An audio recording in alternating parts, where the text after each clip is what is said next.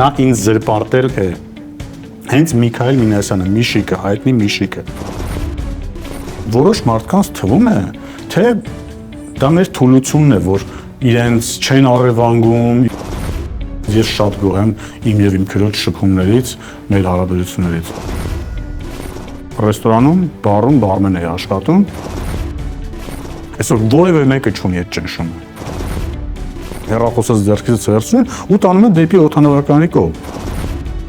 Այսօր իրանք մտածում են, այսօր ինչ ուզում որ խոսում են, դրանք թույլ են, չեն կարողանալու։ Հայաստան քաղաքաբանտարկյալներ չկան։ Ուզում եմ մի քիչ անձնական կյանք ունենամ։ Ես իմ քաղաքական թիմի հետ կրում եմ բոլոր պատասխանատվությունները։ Խելքի ծունգը ինչ ասեմ։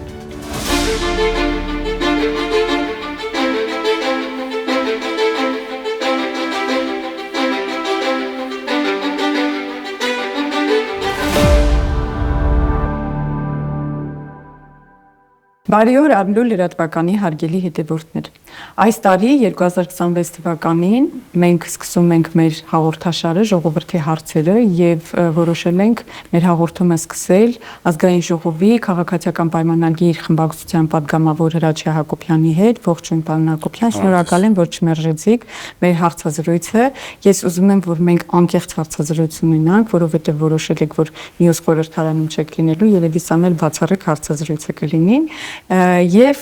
մենք զրուցելու ենք այսօր մեկ աներորդու հետ։ Պարոն Հակոբյան, ինչ զգացողություն ունեցաք, երբ 2018 թվականին Նիկոլ Փաշինյանը, ձեր քրոջ ամուսինը, իշխանությունը վերցրեց իր ձեռքը։ Մի քիչ կպատմեք այդ տարիներին։ Նախ շնորհակալ եմ հրավերի համար։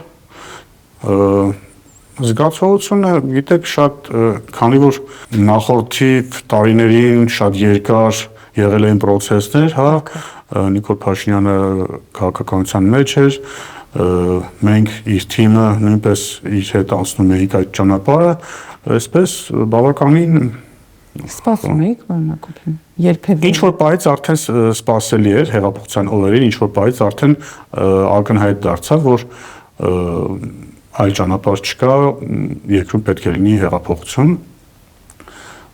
իսկ նախորդ տարիներին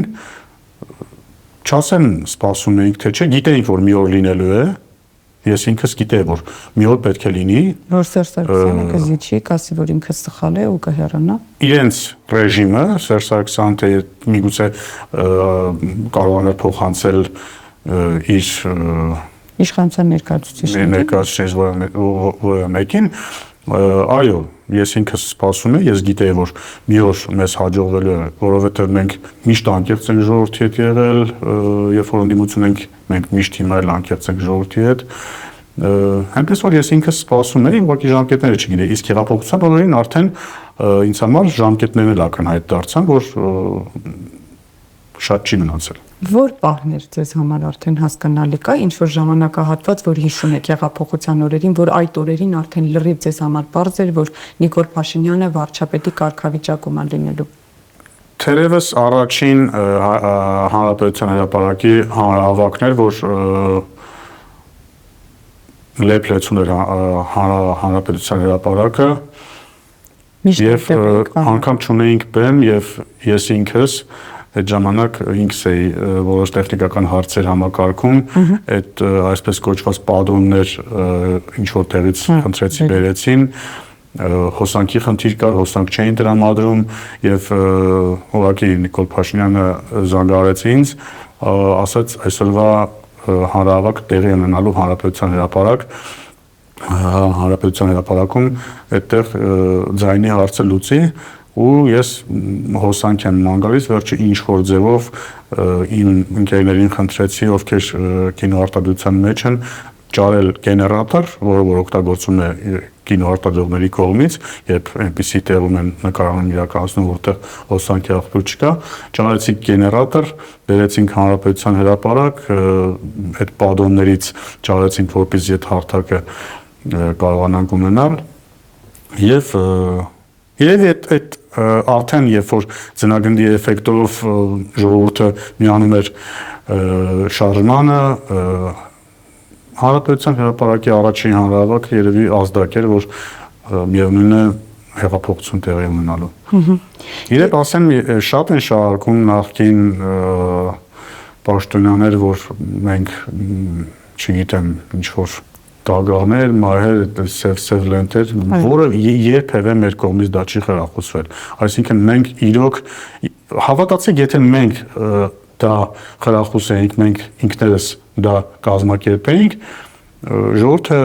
չէր գա մեր հետևից, որովհետև մեր ժողովուրդը սիրում է խաղաղություն, մեր ժողովուրդը չի սիրում այդ չարությունը, անեծքը,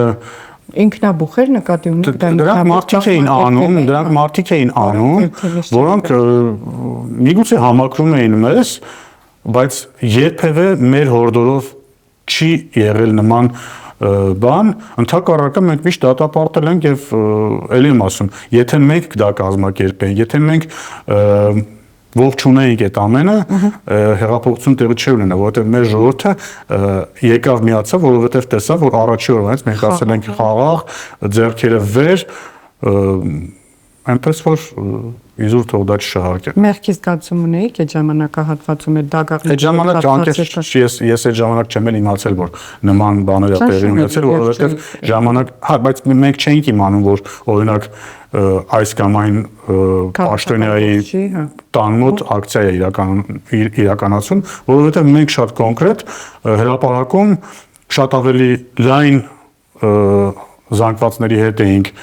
ակցիաներ իրականացնում, այն փոքրիկ խմբերը, ովքեր որ գնում էին մարդկանց տների մոտ, մենք չէինք էլ իմանում, որ այդպիսի բանա տեղի ունենում, կազմակերպվում։ Ես երբ որ ուսումնասիրում էի ձեր կենսագրությունը, նկատեցի 2001-ից 2005 թվականներին սովորել եք Երևանի թատրոնի եւ կինոյի պետական ինստիտուտում, դերասանությամբ զբաղվել եք, ինչ որ ժամանակահատվածում խոճուճ մազերով հիշում եք, որ դեր եք տանում։ Քաղաքականության մեջ ինչպես ադապտացիա, պարոն Հակոբյան։ 98-ից այդ թատերականությունից գալ քաղաքականություն հեշտ էր ադապտանալ։ 98-ից 2000 թվականները ծառայել եմ Մեղրիում, հայկական բանակում, բանակից վերադարձել եմ 2000 թվականին, 2001 թվականին ընդունվել եմ թատերական ինստիտուտ, զուգահեռ աշխատել եմ հայկական ժամանակ օրաթերթում, տպագրության պատասխանատու, գիշերը թերթը տպվում էր, ինչպես եղավ քաղաքականության այդ անցումը։ Քաղաքականություն։ Դուք եք ձեր մասնագիտությունը տանում։ Այո, ես եմ ընտրել։ Հորդորել ընտանիք։ Այո, ես եմ ընտրել, ընդհակառակը ծնողներս ուզում էին, որ ֆիզմատ, հա, պոլիտեխնիկ այս ուղղությամբ գնամ, բայց ընդհանրապես դա իմը չէր։ Ես ինքս ընտրեցի, ես ինքս օրինակ մայրս ասում էր, որ դիմեմ ընդունվեմ, բայց ես ասացի, ես ուզում եմ գնամ սկզբից ծառայեմ, հետո գամ ընդունվեմ ինստիտուտ, մայրս ասաց, հա բոլորն էլ այդպես են ասում, հետո իհարկե ես վերադարձա, ընդունվեցի եւ գնացի մորս ասացի, տեսա, որ ես քեզ խոսք տվեցի, որ կգնամ ծառայության գնամ կընդունվեմ, ընդունվեցի, արեցի, բարեցի խոստումս։ Ես եմ ընտրել, իսկ ինչպես եղավ այդ քաղաքականություն մտնելը, դա զուգահեռ է եղել։ Ես ուսանողական տարիներին միշտ մասնակցել եմ բոլոր ընդդիմության հանրահավաքներին եւ միշտ էլ ասել եմ, ինձ հարցնում են, ասում են, եթե Նիկոլ Փաշինյանը չլիներ ձեր փեսան, դուք կմասնակցեիք թե չէ, դա այնպես օրգանիկ ա եղել, որ ես այսօր դժվարանում եմ պատասխանել, այսինքն ես իր հետ, երբ ինքը ընդդիմադիր լրագրող էր եւ մուտք գործեց քաղաքականություն, ավտոմատ կերպով ես ինքս գնացել եմ, սկսել եմ մասնակցել եւ ինչ որ բայից միգուցե ասացի կանկերց խոսենք, չնայած ես միշտ անկերց եմ խոսում, միգուցե սկզբից գնում մասնակցում էի այդ հանրահավաքներին,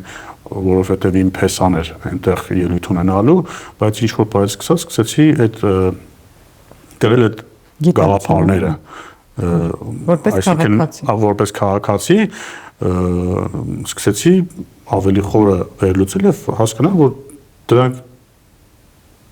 իմ արժեքներն են նույնպես։ Եվ այսինքն ինչ որ բայից սկսած չէի գնում մենակ դրա համար, որովհետեւ իմ փեսան է այնտեղ ելույթ ունենալու այդ հանրահավաքին, այլ կիսում էի այդ քաղաքական օրակարգը։ Այնպես որ դա շատ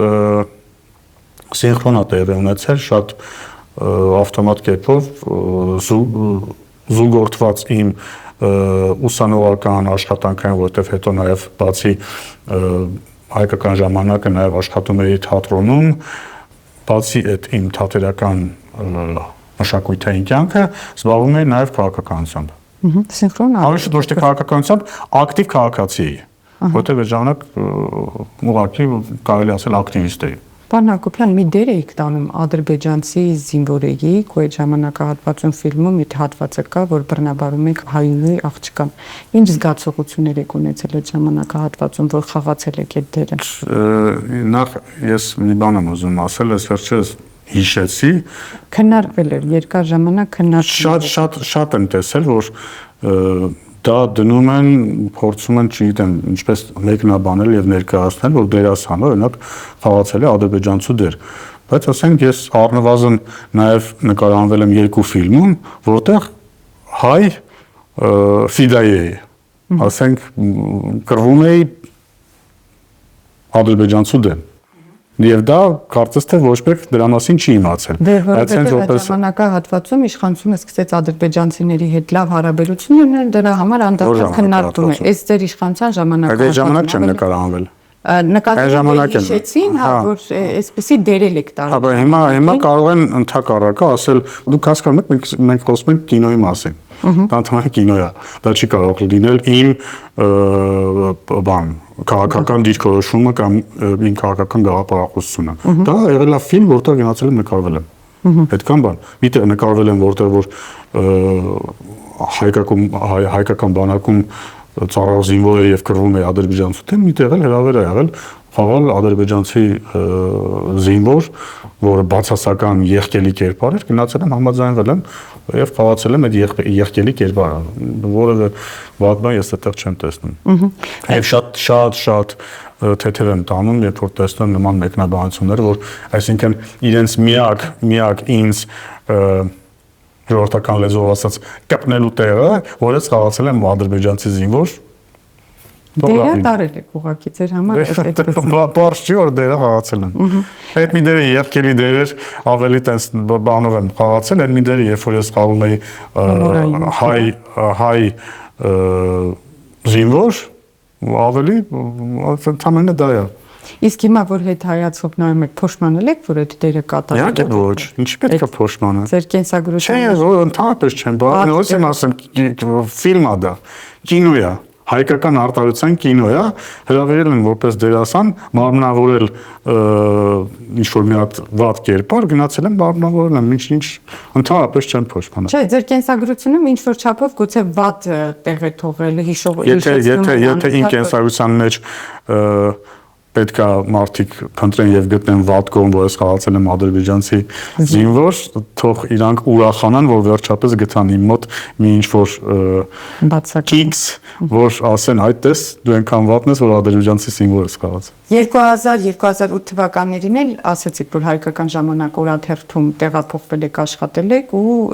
տպագրության պատասխանատու եք եղել։ Այո, տպագրության պատասխանատու։ Դա զուգորդել եք դերասանական աշխատանքի, թե ուղղակի։ Ես մի շրջան կար այնտեղ աշխատել գումար աշխատեի։ Մի շրջան կար, որ ես աշխատում էի 3 տեղ։ Հայկական ժամանակ օրաթերթում, գիշերը, թատրոնում, եթե փորձեր էի ունենում կեսօրին, ապա կեսօրին գնում էի թատրոն փորձի եւ երրորդ տեղը դա ռեստորանում, բարում բարմեն էի աշխատում եւ Կամ գնում է կեսօրին թատրոնում փորձի, երեկոյան գնում էի բարմեն էի աշխատում, հետո գիշերը էլի թերթի տպագրությանների հետևում կամ եթե երեկոյան էի ներկայացում ունենում, կեսօրին գնում էի այդ ռեստորանում բարմեն էի աշխատում, ժամի 7-ին գնում էի ներկայացում էի խաղում։ Այդ 2008 թվականների ժամանակահատվածում 3 աշխատանք Չեմ հիշում Սկզբից աշխատում էի մենակ հայկական ժամանակում, հետո նաև թատրոնում, հետո ավելացել չեմ հիշում, սկզբից բարում սկսեցի աշխատել, հետո թատրոնում թե հակառակը, բայց ինչ-որ մի շրջան ես 3 տեղ աշխատում էի։ Երկար տարին է Պարոն Հակոբյան, ինչքան է տևել այդ ժամանակահատվածը։ Միգուցե մի 4 տարի կամ 3 կամ 4 տարի նաև աշխատել եմ, ոտ մի 3-ից 4 տարի 3 տեղ աշխատել եմ։ Ֆինանսական խնդիրների պատճառով։ Որովհետև ես էի ընտանիքս պահում, հայրս մահացավ 2002 թվականին եւ պետք է ես հոգայի ընտանիքի մորս ապրելու ծախսերը իմ ուսանողական վարձը պետք է վճարեի եւ ես ինքս ապրեի, այնպես որ պետք է գումար աշխատել։ 2008 թվականից հետո եմ շարունակել եմ ուղղակի ինչ որ թատրոնից երևի դուրս եկա,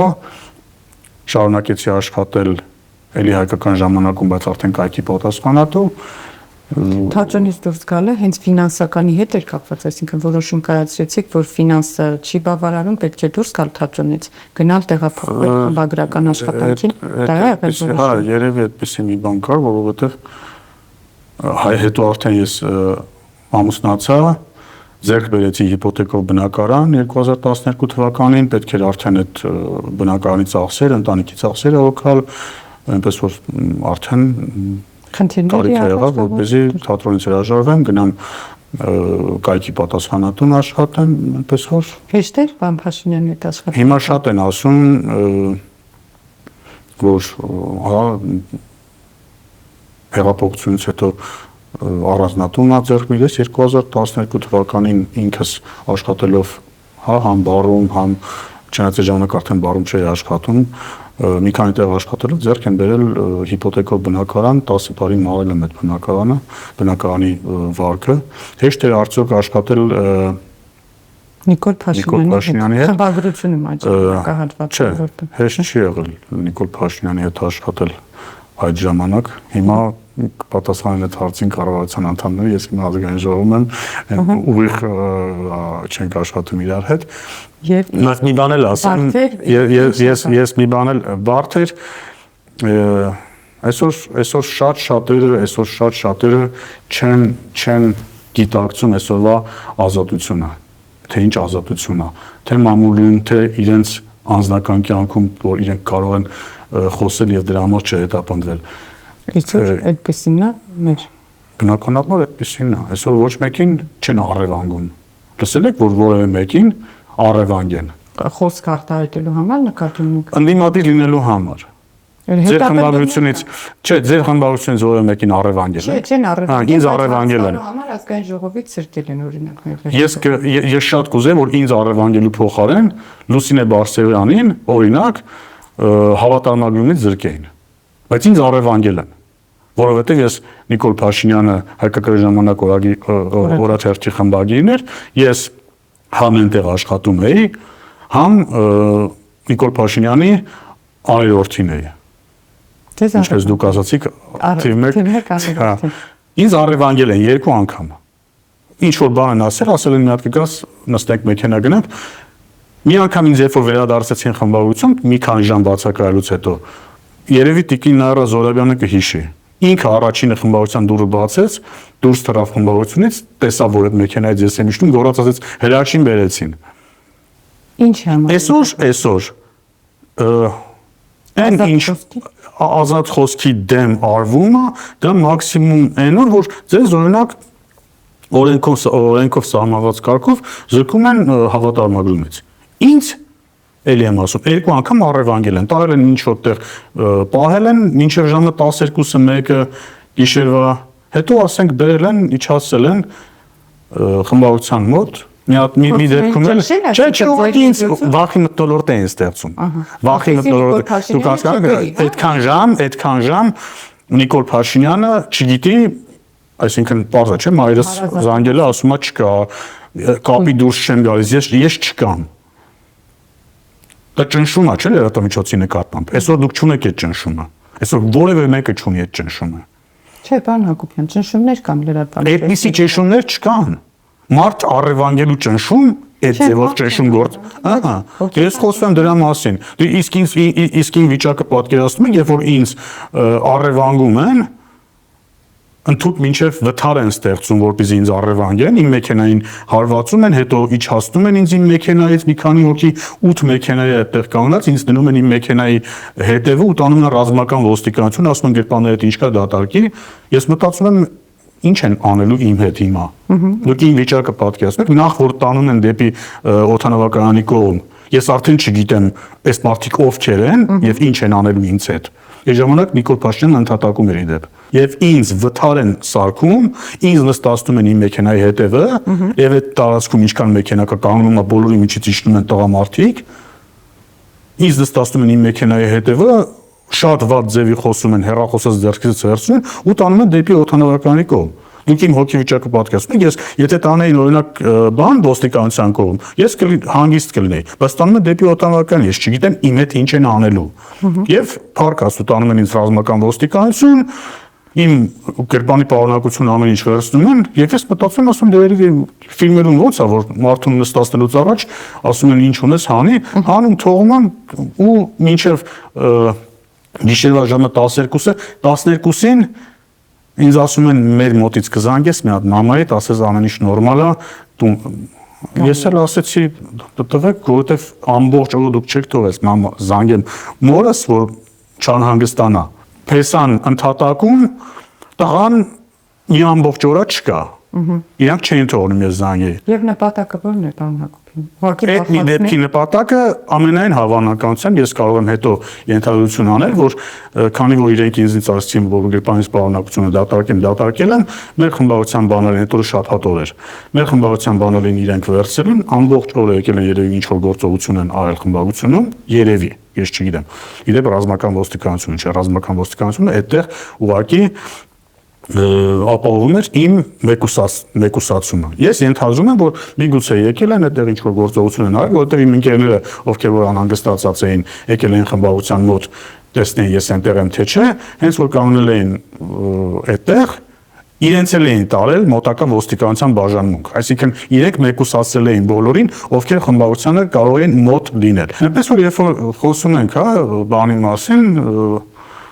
այսօրվա հետապնդումների մասին, այսօր եթե կա հետապնդում, եթե դուք դա անվանում եք հետապնդում, ապա օրենքով սահմանված կարգով մարդկանց զրկում են հավատարմագրումից։ Օրենքով սահմանված։ Մենք հաշ չենք, մենք դատարանով։ Ես շատ լավ, այ տեսնում եք ինչ լավ է։ Տեսնում եք ինչ լավ եք դուք, տեսնում եք ինչ լավ եք դուք հարաբերվում լրատվամիջոցը ազգային ժողովի հետ։ Իսկ այն ժամանակ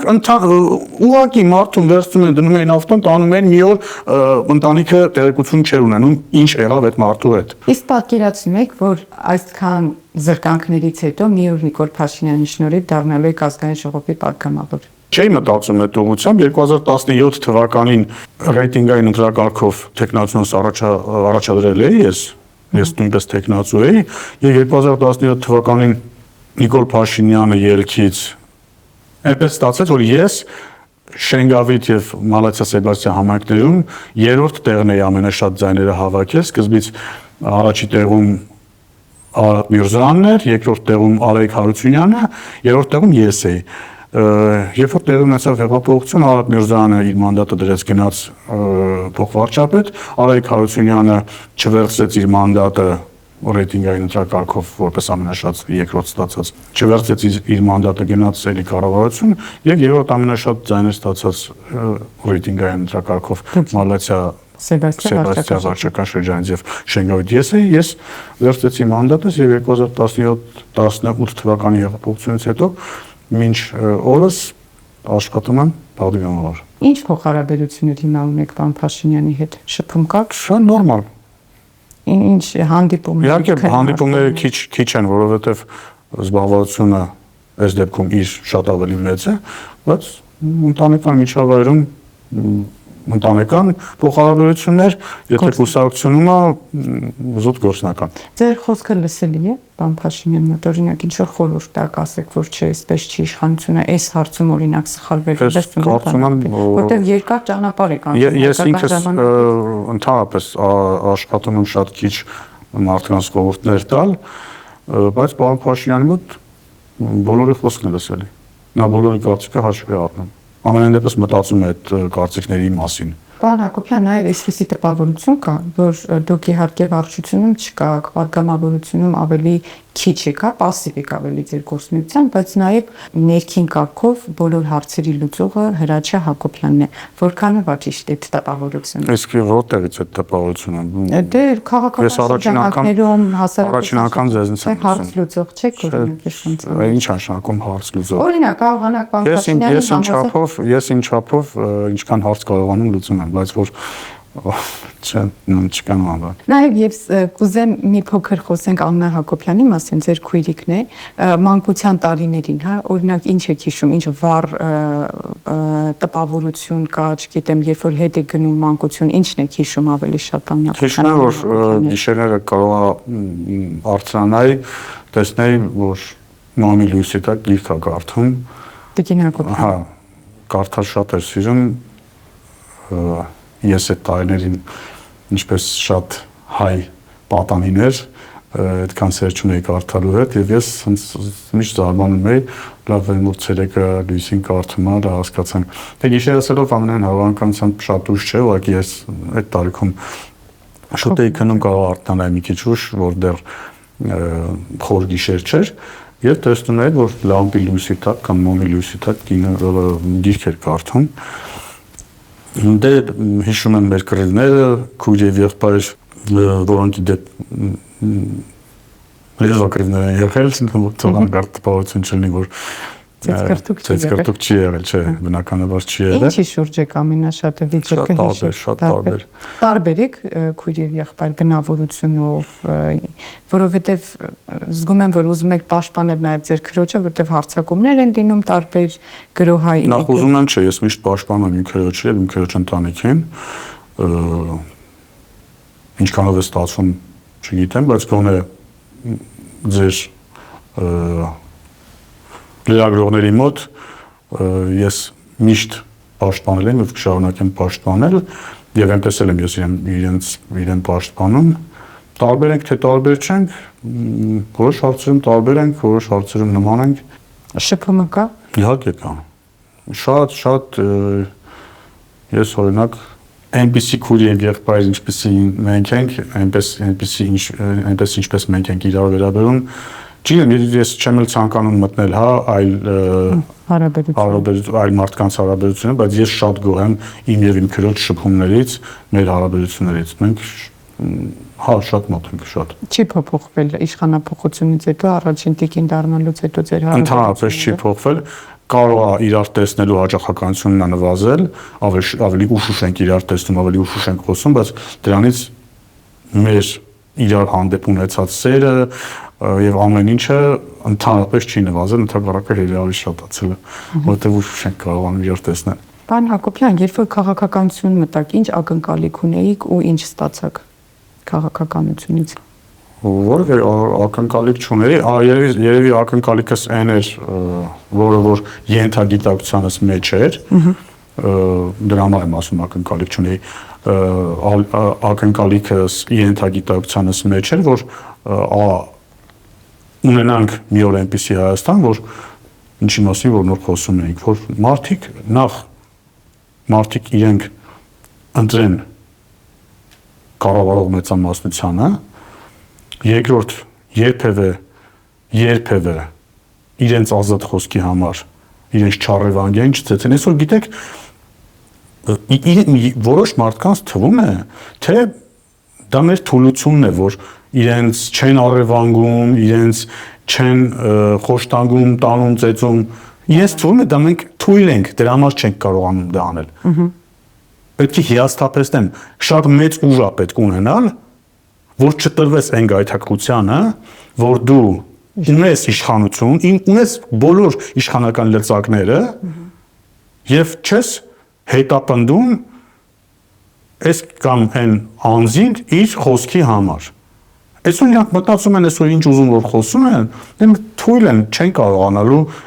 ամենայն դեպս շատ մեծ ուժ է պետք ունենալ, որ դու ունենաս իշխանություն եւ իմանաս, որ կարող ես, ինչպես էին, հա, այն ժամանակ ասում է Սերժ Սարգսյանին մեկը հարել էր, հետո Սեյրան Սարյանը ազգային ժողովի անդոնից ասեց, բա որ հարում էր, չէր մտածում, որ մի հատ սիլա է ուտելու, այսինքն դա նորմալ էր, եւ բոլորը դրա հետ հաշտ էին, բայց այդ մենք այնքան ուժ ունեցանք մեր մեջ, որ փոխեցինք այդ մտածելակերպը, որ խոսքի համ իհարկե շատ տգեղ բան է, այսօր երբեմն նաև բանը քննադատությունը շփոթում են հայրենիքի հետ, շատ վատ բան է դա, բայց դա ժամանակի ընթացքում տեղը կգա։ մարդիկ հասկանան։ Բանտարկյալներ չկան Հայաստանում։ Չկան, Հայաստանում կա բանտարկյալներ չկան։ Երկու խոսք ասեց եկեղեցու պաշտպանելու հետ կապված կալանավորեցին։ Գնացեք նայեք ինչ հիմքերով են կալանավորել, Հայաստանում կա բանտարկյալներ չկան։ Ձեր իշխանության ժամանակահատվածում շատ մարդիկ կալանավորվել են միայն նրա համար, որ խոսքի ազատությունը այդպես մարդիկ չկան, այսքան հիմա շատ մարդիկ շատ ամենասուր քննադատությունով, բայց ինչի իրանց հետ կապված որևէ իրավական գործընթաց չկա։ Ինչի կա այն մարդկանց հետ կապված իրավական գործընթաց, ովքեր բացի մեզ քննադատելը, նաև ավտոբուսները վառելուց են խոսում։ Ինչի կա քրեական գործ մենակ այն մարդկանց նկատմամբ, ովքեր բացի մեզ քննադատելը, ռազմական հեղաշրջման կոչեր էին անում։ Հայաստանում քաղաքաբանտարկյալներ չկան։ Խոսենք այն տեղեկությունների մասին, որ անդադար ձեր շուրջ պտտվում է, որ դուք Հայաստանում ամենախոշոր բիզնեսներ ունեք տարբեր ոլորտների հետ կապված։ Ինչ նույնիսկ Միքայել Մինասյանն ասաց, որ ծխախոտի ինչ որ սամալյոտը բարձել են, ծխախոտ են տեղափոխել։ Միքայել Մինասյանը պատվել է դատարանում եւ այսօր հարկադիր կատարման ծառայությունը 500,000 դրամի չափով կալանք ա դրել Միքայել Մինասյանի հաշիվների վրա եւ չի կարողանում գտնել այդ գումարը, որովհետեւ հաշիվները զրո են, այստեղ հասանելի հաշիվները, որ զրպարտության համար ինձ փոխհատուցի Միքայել Մինասյանը։ Հենց ծխախոտի հետ կապված, հենց ծխախոտի մաքսանենգության հետ կապված Միքայել Մինասյանը պարտվել է ինձ դատարանում եւ դատարանը համարել է, որ նա ինձ զրպարտել է։ Հենց Միքայել Մինասյանը, Միշիկը, հայտնի Միշիկը, Սերժ Սարգսյանի փեսան, ով որ մի քանի տարի առաջ այդ թեման գցեց իմ գրպանը, որ իբր ես ծխախոտի մաքսանենգությամբ եմ զբաղվում, Վորոնեժ էր ասում խոհանոցներից, անցավ մի քանի տարի, ասում էր ստի չգիտեմ ինչ էր ասում, շատ կարճ էր, դատարանը ապացուցեց, որ Միքայել Մինասյանը եւ իր արբանյակ խոսափողները, նրանք 4-ն էին թե 5-ն էին, նրանք նույնպես կրկնել էին, նույն այսօրվա իրեն քաղաքաբանտարկյալ համարողներից մեկը, ով նույնպես գրառում էր արել, որ ես մաքսանենգությամբ ծխախոտ եմ տանում Հայաստանից, այդ մարդը իր Facebook-յան էջում ներողություն ա խնդրել ինձնից դատարանի պահանջով, որտեղ ինձ զրպարտել էին։ Պարոն Հակոբյան, մի փոքր անկեղծ լինենք, որևէ բիզնեսում չկաք։ Որևէ բիզնեսում չկամ ես, մի փոքր չէ, շատ անկեղծ լինենք։ Ես այսօր Հայաստանում չկա մի բիզնես, որտեղ Հայաստանից դուրս էլ չկա։ Ոչ միայն Հայաստանում, Հայաստանից դուրս էլ չկա որևէ բիզնես, որտեղ ես մասնաբաժին ունենամ, փար ունենամ կամ իմը լինի դա։ Կամ ձեզ մուծվեն, ինչպես որ ասում են, որ դուք կամ ինչպես ուզում եք դա անվանեք։ Կամ ինձ ինչպես ուզում եք դա անվանեք։ Չկա տես բիզնես։ Ես ստանում եմ Հայաստանի Հանրապետության ազգային ժողովի աշխատակազմից աշխատավարձս եւ Իսկ որտեղից այդ դեպքում ձեզ 3 բնակարան ասեցին, որ հիպոթեկով եք վերցրել, բայց ինչպես ձեզ հաջողվում 3 հիպոթեք ունենալ եւ 3 բնակարան ծախսել։ Լավ հարց եք տալիս, բացեք կոռուպցիայի կանխարգելման հանձնաժողովի կայքը, մանրամասն գրված է, որ թվականին ինչ արժեքով որ բնակարան եմ առել։ Եթե խոսքը վերաբերում է իմ կողքի տան բնակարանի մասին, որը որ արդեն ձեր լրատվամիջոցին մեկ անգամ արդեն մեկնաբանություն տվել եմ։ Այդ բնակարանը խնայած իմ միջոցներից $12,000 ձեռք եմ բերել։ 6 միլիոն դրամ էր, թե ավելի քիչ։ Այն ժամանակվա կուրսով։ Խնայողություն։ Իմ խնայողությունը աշխատավարձից խնայել եմ եւ այդ մի բնակարանը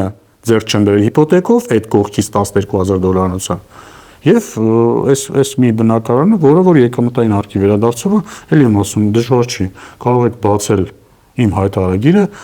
տող արտող նշած է, որը ինչ միջոցներով եմ ձեռք բերել։ Նաև դուք մի բան եք նշել, որ падգամավորի մանդատը այլևս ձեզ չի գրավում, հա։ Դուք որտեղ եք ձեզ պատկերացնում, որտեղ որոշել եք, որ այլևս падգամավոր չէ։ Այդպիսի բան որևէ տեղ չեմ ասել։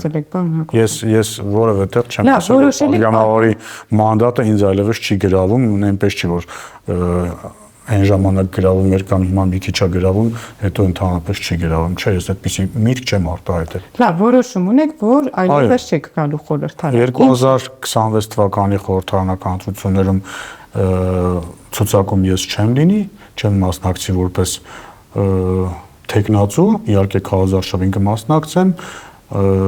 բայց որպես տեխնացու ընդգրկված չեմ լինի ցուցակում, Ինչու՞ բան։ որովհետև ուզում եմ մի քիչ ուզում եմ ձեզնից հանգստանալ, ձեզ ասելով նկատի ունեմ լրատվամիջոցներից, ուզում եմ մի քիչ անձնական կյանք ունենամ, որը որ հրապարակային չի, ուզում եմ, որ երեխաներս գնամ ինչ-որտեղ, դա չդառնա հանրային, ուզում եմ մի քիչ անձնական կյանք ունենամ, ուզում եմ մի քիչ ապրեք, բայց այդ բանը ոնց եք պատկերացնում ապրելը, եթե ազգային ժողովից գումար եք ստացել, որպեսզի ապրեք, խնայել եք, տուն եք առել եւ այլն, բայց բարակայում ինչպես եք պատկերացնում ձեր ապրելը։ Ինչպես է մինչև 2018 թվական, այն 2012 թվականին ձեռք բերված բնակարանից հիպոթեկը թագում։ Այդպես դե բարում եք աշխատել։ Հիմա կլինեն առաջարկներ կքննարկեմ, միգուցե բիզնես սկսեմ առաջին անգամ չէ, մինչև 18 թվականը, իդեպ դա էլ ասեմ, բիզնես էլ ունեի բար, pub, այսպես կոչված, դա իմ բիզնեսն էր, դա 2018 թվականին հեղափոխությունը հենց տեղի ունեցավ, անհամատեղելի էր իմ գործունեության հետ, փակել եմ, առաջի բիզնես ասելով նկատի ունեմ, հիմա հեղափոխությունից հետո նոր բիզնես միգուցե սկսեմ, այնպես որ կարծում եմ առաջարկներ կլինեն ինձ հետաքրքիր։ Իսկ գուցե կառավարությունում առաջարկություն ստանալ գնա կառավարությունից։ Դժվար։ Չեք ուզում կուսակցությունների հետ կապ ունենալ։ Ես ունեմ կապ եւ ունենալու եմ կապ։ Ես կուսակցական եմ, ես շարունակելու եմ լինել կուսակցական, բայց հանրային գործունեություն այս բան չեմ ուզում ցավալել։ Համար ոչ ուզում եմ գործադիրում լինել, ոչ օրենսդիրում։ Որպես պատգամավոր։ Պարոն Հակոբյան, նաև ձեր իշխանության ժամանակահատվածում մենք Արցախը կորցրեցինք։ Ես ուզում եմ դուք անկեղծ ասեք, պատասխանատվություն կիսում եք Արցախի կորստի համար, վերջին հայերն էլ Արցախից դուրս եկան, որոշեցին, որ այնտեղ չեն ապրելու։ Ձեզ համար դա պատասխանատվություն կրում եք այդ Արցախի կորստի համար։ Ես իմ քաղաքական թիմի հետ կրում եմ բոլոր պատասխանատվությունները։ Եթե Արցախի կորուստը միայն մեր քաղաքական թիմի աշխատանքի արդյունքում է տեղի ունեցել միայն, ապա ես ամբողջությամբ կիսում եմ։ Կապ չունի, ինչ ուզում է լինի, ես կիսում եմ իմ քաղաքական թիմի, ես կիսում եմ իմ քաղաքական թիմի պատասխանատվությունը ամբողջությամբ։ Իսկ ինչ վերաբերում Արցախի կորուստին, ել եմ ասում, մեր մասով մենք կրել ենք այդ պատասխանատվությունը, բայց միակ մեղավորները մենք չենք եղել։ Եվ մենք չենք վախեցել դրա մասին խոսել։ Եվ մենք չենք վախեցել վարչապետ Նիկոլ Փաշինյանը ասել է, որ ինքը միակ մեղավորը չի, մեղավորը, բայց միակը չի։ Իսկ մնացածը միշտ խուսափում են իրենց համարել, որ իրենք իրենց մեղքի բաժինը ունեն։ Խոսքս նաև նախկին նախագահների 3-ի մասին է, որ այդպես էլ որը մեկը չունեցավ այն համարձակությունը, որ վերցնի ասի, գիտեք, ես էլ ունեմ իմ պատասխանատվության զգացողությունը։ Չէ, իհարկե ոչ։ Բոլորը դիրքավորում են այնտեղ, որ մեր ժամանակ կռիվ չի եղել, մեր ժամանակ կռիվ չի եղել, մենք այնքան ուժեղ էինք, որ մեր ժամանակ կվախենել հարձակվել Հայաստանի վրա Ադրբեջանը։ Իսկ ահա դուք այնքան թույլ եք, որ դուք այդ ժամանակ ձեր ընտանեկան բյուջեն եք լցնում Հայաստանի ռազմական բյուջեն ավելացնելու փոխարեն, իսկ Ադրբեջանը այնքան ուժեղ էր, որ այդ ժամանակ չէր հարձակվում Հայաստանի վրա,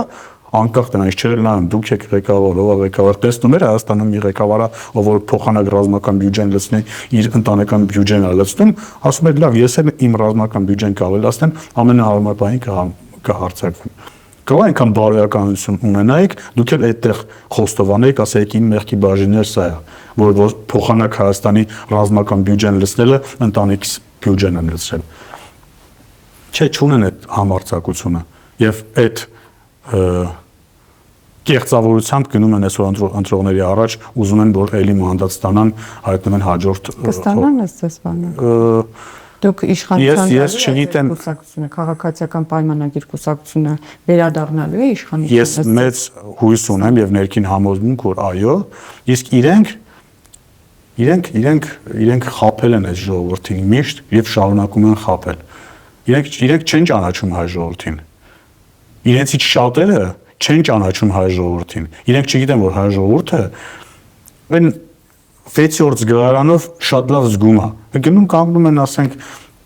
տարբեր հեքիաթներ։ Ավելի լավ մի անգամ այդ քաղաքացին լսի, ասի, տեսնի, որ դու ասում ես, որ գիտես ինչ, Ժորժ ջան, ես էլ իմ մեղքի բաժին ունեմ։ Ես էստեղ եմ սխալվել։ Այսօր իրանք ներեցին Նիկոլ Փաշինյանին եւ իր թիմին, որովհետեւ նախ հրաժարական տվեց, ասեց ես պարտվել եմ, հրաժարական եմ տալիս եւ խոսեց ժողովրդի հետ, ասեց ես այո ունեմ իմ մեղքի բաժինը այս պարտության մեջ։ Բայց ես միակը չեմ եւ ժողովուրդը, եթե կարելի է այդպես ասել, հա, ներեց եւ գնաց ընտրեց էլի, որովհետեւ տեսավ անկեղծություն։ Իսկ իրանք գնում ասում են մենք մեծ ուժեր էինք, ոին էինք, բան, ասում է, բան։ Հիմա չանդրադառնամ, ասում է կապիկություն հաստատ չեմ անի։ Բա առյուծի վրա որ նստում նկարվում եք, այդ կապիկություն չի։ 50 տարեկանում թմբուկ նվագել սովորելը դա կապիկություն, հա։ Խելքի ծունգ է, ինչ ասեմ։ Պարոն Հակոբյան, շնորհակալ եմ հետաքրքրության համար։ Նաև բլիթ հարցեր ունեմ։ 3 միլիոն դրամ պարգևավճար եք ստացել տարվա վերջին։ Ինչի վրա եք ծախսել։ Մի մասը դեռ հաշվից կա, չեմ հասցրել ծախսեմ, բայց վարկերս են նաև փակել։ ՔՊ-ն իշխանություն է, թե արդեն համակարգ։ Իշխանական համակարգ։ Սխալ որոշում, թե անխուսափելի պարտություն։ Անխուսափելի պարտություն։ Պատասխանատվություն եք կրում, թե կիսում։ Կրում եւ կիսում։ Ժողովուրդը սխալվեց, թե իշխանությունը։ Ավելի շատ իշխանությունը։ Հասարակությունը հիասթափված է, թե մանիպուլացված։ Ոչ հիասթափված, ոչ մանիպուլացված։ ՔՊ-ում լռում են, թե չեն լսվում։ Լսվում են ԿՊ-ում։ Անհարմար ճշմարտություն, թե հարմար արդարացում։ Ոչ an։ Խոստովանելը թուլություն է, թե քաղաքականության մեջ, ճիշտ է համարում խոստովանել։ Անկեղծ լինել քաղաքականության մեջ ճիշտ է։ Պատերազմից հետո իշխանությունը ավելի ազնիվ դարձավ, թե ավելի պաշտպանական։ Իշխանությունը միշտ ավելի ազնիվ է եղել։ ՔՊ-ն այս Եթե համատեք նախորդ իշխանությունների հետ, ես չեմ ասում, հա, ավելի ազնիվ է եղել։ Ես համեմատում նախորդ իշխանությունների հետ միշտ ավելի ազնիվ է գտնվել։ ՔՊ-ն այսօր ավելի մոտ է ժողովրդին, թե ինքն իրեն։ Ավելի մոտ է ժողովրդին ԿՊ-ն, որովհետև ԿՊ-ն ժողովրդի մի մասն է։ Ձեր կարմիր գիծը երբևէ անցել եք։ Անձամբ ես, չէ։ Եթե ընդդիմադիր լինեիք, ձեզ կքննադատեիք։ Այո, կառուցողական քննադատության դաշտ կքննադատեի, բայց հաստատ ոչ չէի քննադատի նրա համար, որ ադրբեջանցու դեր են խաղացել կամ չէի քննադատի, որ, չգիտեմ, թուրք դավաճան, կառուցողական քննադատություն։ Եթե Թրամփը իշխանությունից գնա, ձեր իշխանությունը կմնա։ Բայդենը գնացել է իշխանությունից, մեր իշխանությունը մնացել է, Թրամփը գնա, դա կորոշի Հայաստանի Հանրապետության քաղաքացին, Թրամփի գնալով չի որոշում մեր իշխանությունը կմնա թե չէ, այլ որոշում է 2018 թվականից այսքան որոշում է Հայաստանի Հանրապետության քաղաքացին, մեր իշխանությունը կմնա թե կգնա։ Իշխանությունը վախենում է կորցնել իշխանությունը։ Իշխանությունը վախենում է կորցնել ժողովրդի իշխանությունը։ Իշխանությունը վախենում է, որ չգա երբեք այն ժամանակահատվածը, երբ որ ժողովուրդը չէր որոշում ով լինի իշխանություն։ Ազնվություն մինչև վերջ, թե քաղաքական լեզու։ Քաղաքականության մեջ քաղաքական լեզու, մարդկային հարաբերությունների մեջ ազնվություն։ Այսօր դուք ձեզ վստահում եք։ Ես ինձ, այո։ Պաշտոնյա, թե ուղղակի քաղաքացի։ Դե արդեն ասացի, քանի որ որոշել եմ ակտիվ քաղաքականությամբ չզբաղվել, ուղղակի քաղաքացի։ ՔՊ-ի ամենամեծ վախը ո՞րն է այս պահին։ ՔՊ-ի ամենամեծ վախը ԿՊ-ում քննարկումները շատ են, այնպես որ կարծիքները շատ են։ Ես կարող եմ ասել իմ, չլինի նոր արդեն ասացի, այնպես որ Հայաստանի Հանրապետության քաղաքացին չկարողանա ձևավորել իշխանություն,